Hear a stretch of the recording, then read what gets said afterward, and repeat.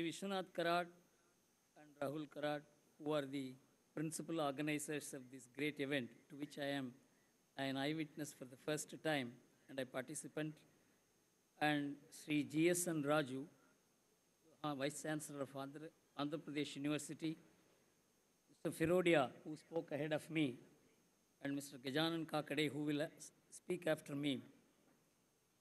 I am really not very comfortable with talking in large audiences, though I have spoken before small, large, medium audiences, because a large audience never really attends to the speeches. They have much more to talk among themselves. But it is an amazing experience for me that this audience has something to listen to, having come from different parts of the country, and still they are focused on the speaker, for which I must congratulate the Karats for having staged such an event and continue to stage it year after year. You know, the issue is consumerism consuming India? You know, there are two ways in which you can express your thoughts. Thoughts which will be popular and welcome, which will probably make the people clap. Other, you express your mind whether the people are receptive or not. I generally don't belong to the first category. I had always taken a position which is, according to me, closer to what I believe to be the truth. And so I will be taking that position before you. I entirely agree with Mr. Firodia that consumerism is not bad, provided there is some restraint, there is some kind of moderation. But who is to draw the line? You know, consumerism is based on a philosophy. The philosophy, nobody is in a position to articulate, understand that philosophy, whether that suits a country like India, which is family-based, about which Mr. Firodia made a reference, that all of you are students. You are going to get married, but do you understand what the marriage brings out as the responsibilities after you get married? Taking care of children, taking care of parents, old-aged people, infirm people. These are all very much implicit.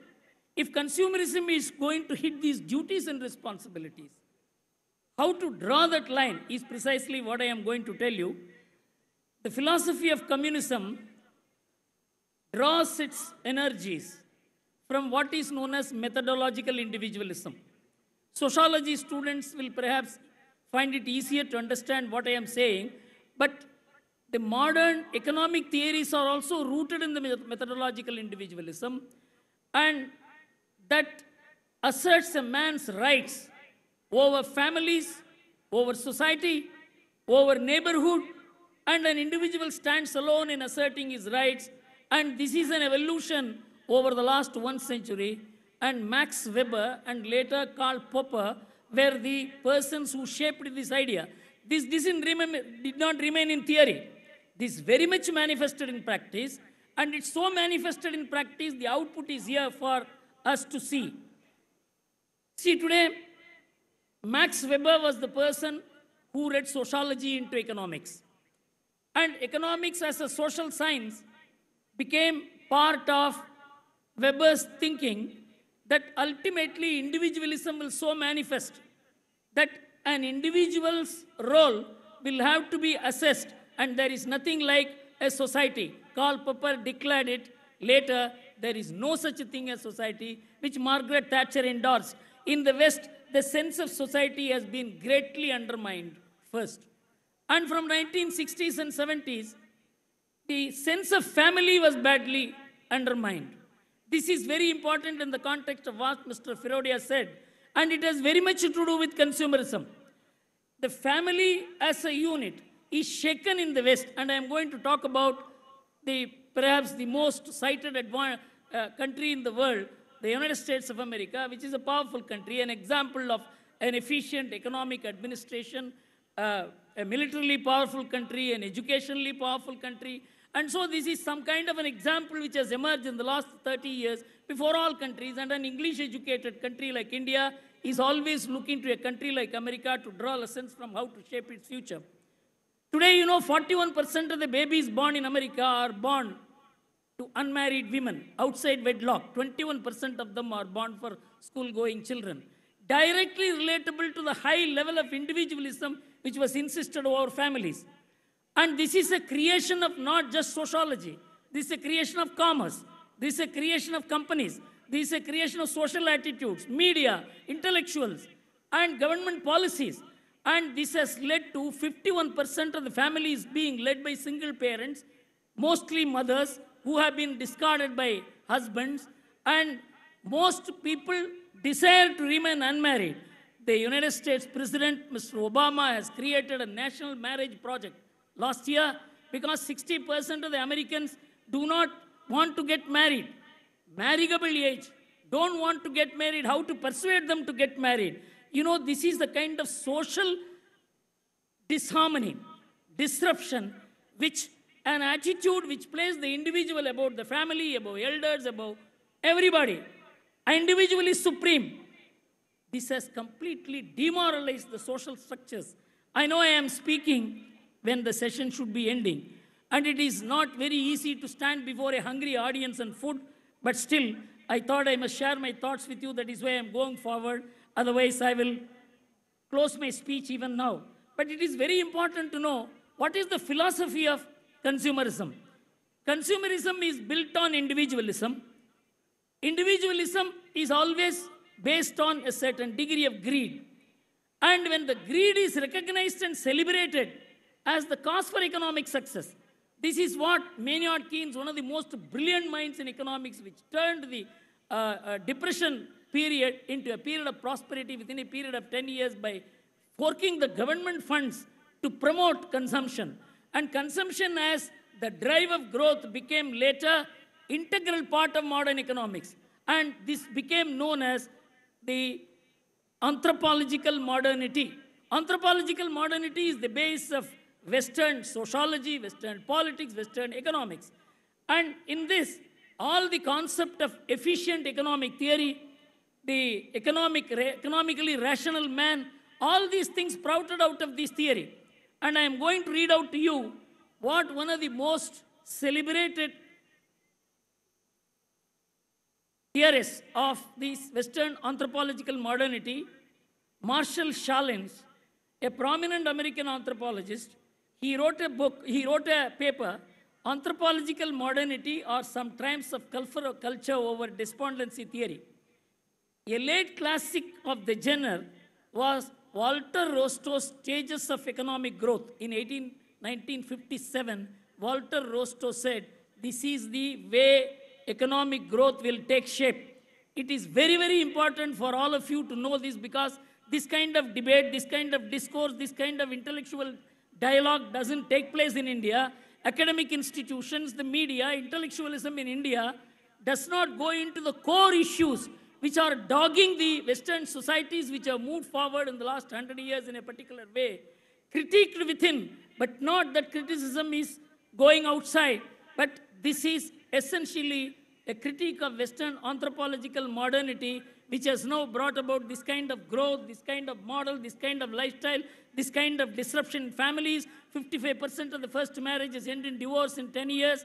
67% of the second marriages end in divorce. And if anybody has a desire to marry, 74% of the third marriages end in divorce. This is the way families are disrupted. A late classic of the genre was Walter Rostow's Stages of Economic Growth, with its unilinear sequence of 5 development stages from traditional societies to the age of mass consumption. Rostow must have been among the first to perceive that the culmination of human evolution was shopping. This is important. Shopping is not just an economic act. It is the end of modernity. It is the end of fulfillment of human desires. And it promotes not only greed, it promotes competitive ego. It promotes inferiority complex which a man wants to overcome by competing with people who have the same brand of goods. We must have new brand of goods. And this turns waste. We turn waste into wealth. And this turns wealth into waste. There is a request that I can talk for another 15 minutes. So I am not overrunning my time, I suppose. Explicitly argued as an alternative to the Marxist stages of progress, Rostow's theories appeared as a mirror image, with the added advantage of turning the left into right twice over. Common to many theories of development was a cheerful sense of cultural tragedy. Note these next 4-5 lines very carefully. The necessary disintegration of traditional societies that function in Rostow's scheme as a preparation for economic takeoff is a must. The disintegration of the traditional societies, including the family, is a must for economic takeoff. This is Rostow's theory. Don't think it remained at the theory level. In 1957 it was put into practice. Policies were affected and commercial organizations prepared their advertisement plans, marketing plans, and that is, I am going to deal with it as to how in 1980, the National Economic Bureau, National Bureau of Economic Research in America warned the Americans in 1980 by many economists, including Milton Friedman, who got the Nobel Prize later, that we are moving towards an irreversible process of self-destruction, which I will tell you a little later.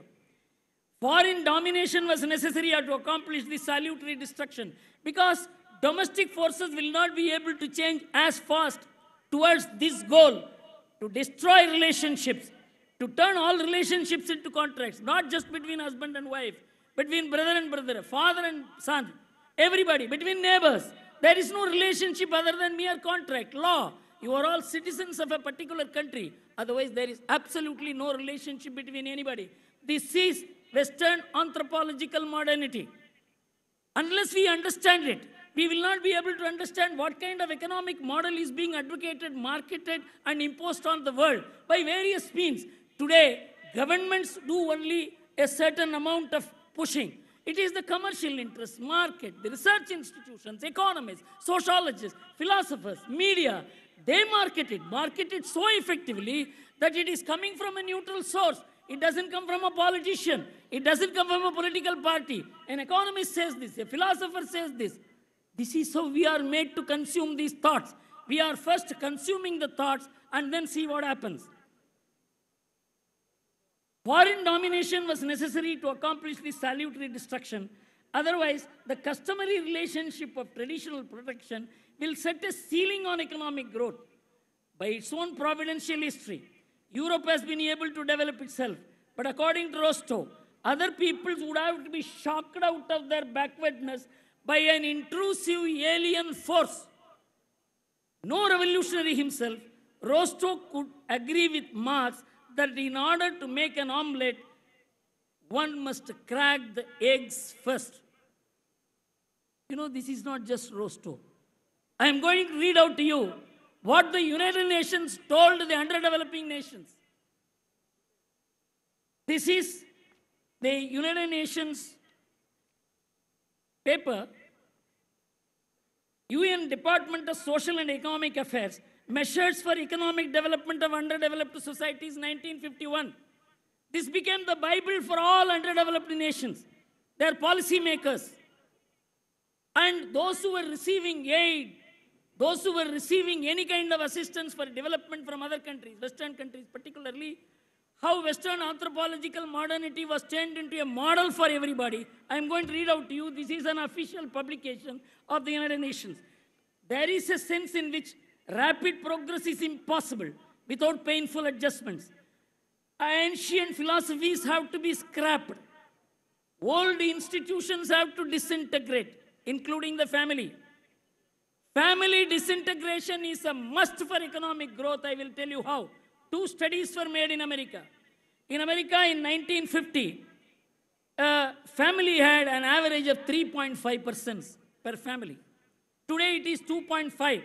This reduction of 1.5 per family meant additional housing construction of 35 million, contributing almost to $10 trillion to GDP.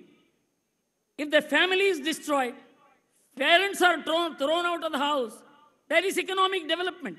The same case was studied with the European Union. They found that the population per family had come down from 2.8 to 2.1. In this period, how many more air conditioners, how many more cars, how many more houses, how many more things were needed?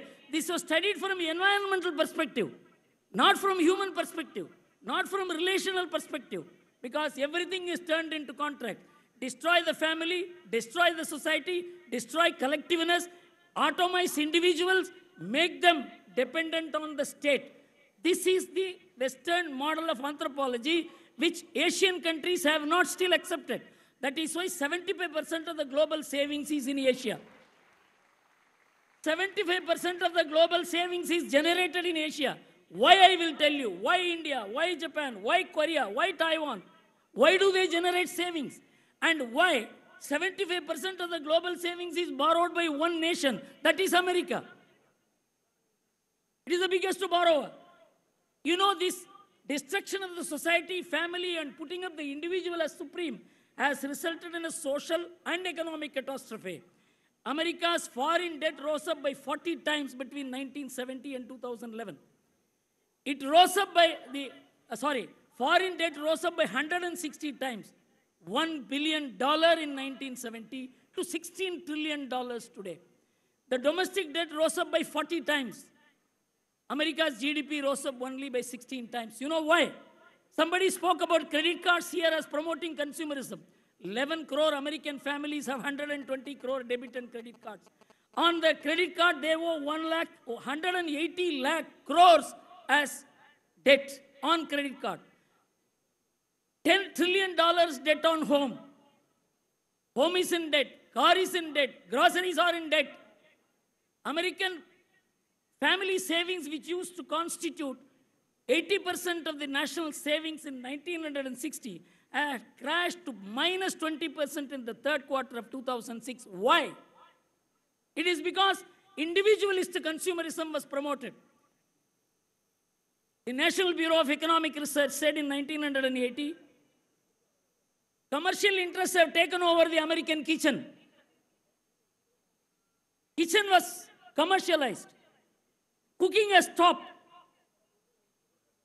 And next, government is taking over parental responsibilities. You know, in America, sons and daughters do not take care of the parents.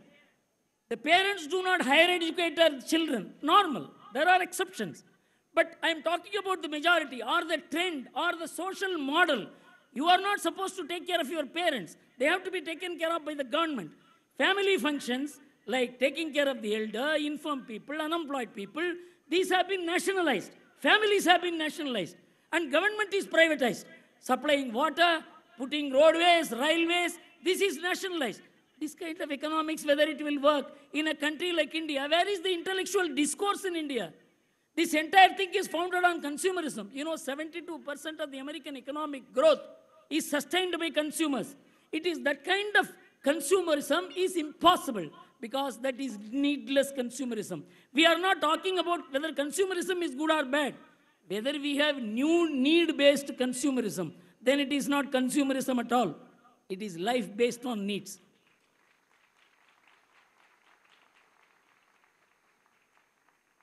There is a certain amount of intellectual rigor which is needed. We can't be talking what the audience wants to listen or the media would like to publish. I will just conclude my speech with the experience of mine. In the year 1992-93, when we carried on a campaign against globalization and all the ideas of methodological individualism and the anthropological modernity of the West taking roots in India, it's not just an economic idea, not whether a soap or toothpaste is made outside India or by multinationals or by Indian companies. That's a very small issue.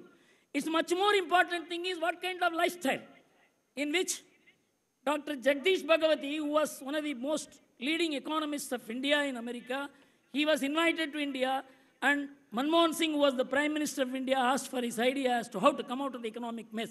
He gave a 72-page paper to the government of India. In 3 pages, he dealt with the Indian families and particularly Indian women. He said India is saving 19% of the GDP in the form of family savings. Families are saving so much. The families should not save that much. You must reduce the family savings to half. Then sales will increase, production will increase, employment will increase. Nobody can stop your growth. This was the suggestion he gave. And he didn't stop at that. He said that for that you have to change the mind of the Indian women who are stingy. You must make them spendthrift. You must make them generous with money. and for which all kinds of policies were made, foreign goods were brought, multinational companies were brought in, and all kinds of advertisements and songs. Media was happy. I was part of the media. They were all supporting this. The Indian women sang the advertisement songs but did not buy the goods.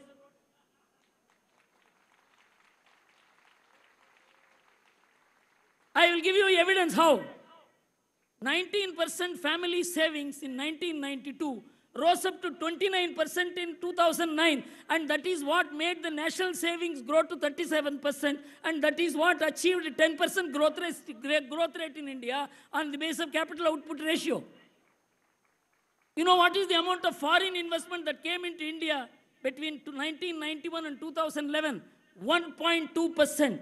98.8% investment was generated in India, and the Goldman Sachs said in its global economic paper number 187 in October 2010 that for $1.7 trillion infrastructure investment which India will be making in the next 1.5 decades, India will not need $1 of investment from outside because the Indian families are going to save so much. And they estimated the annual accretion to the family savings in India at $800 billion, which is equal to all the bank advances today. The society functions according to culture. Indian society functions according to a certain value system, taking care of the parents, infirm people, unemployed people. 60 crore people are being taken care of by families. Can you hand over the function to the government in this country? There will be no government. There will be chaos. Consumerism blasts a family out of existence. We have to understand what is consumerism. Need-based consumption, yes. Glorifying consumption will destroy the society, which we can't afford. It is an appeal to this educated gathering, young, bright students, academics, and others who have assembled here. Don't carbon copy the Western intellectualism, which has grown out of their own sociological foundations and model, which cannot be transplanted, sold, marketed, and practiced in this country. Thank you very much.